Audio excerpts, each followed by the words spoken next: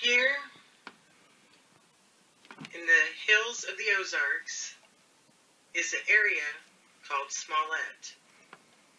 And in Smallett, there is a cave. And throughout the years, there's been many stories about this cave and the land that surrounds it. There was even a book written about the cave called The Headless Cobbler of Smallett Cave, and it was written by Walter Gerald Hayden. And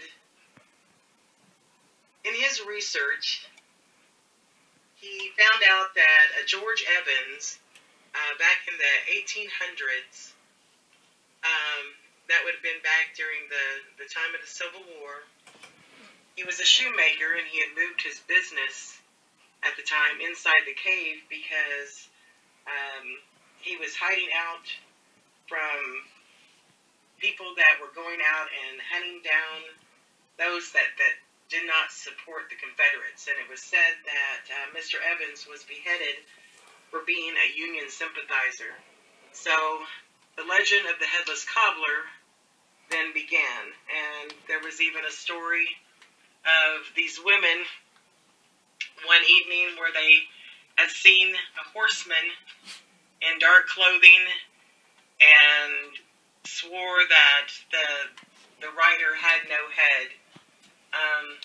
I kind of think that's kind of a little far-fetched. It could have been somebody with their collar up high and their head down.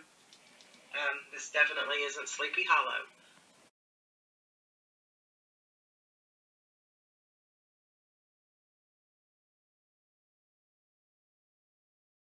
But then there's other stories of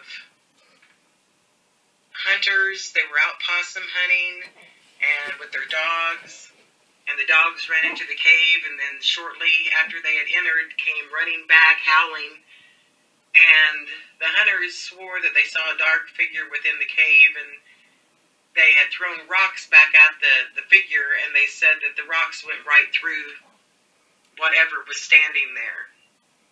And then there's many, many sightings of glistening lights coming from the cave and orbs of light that travel along the ridge above the cave and the creek.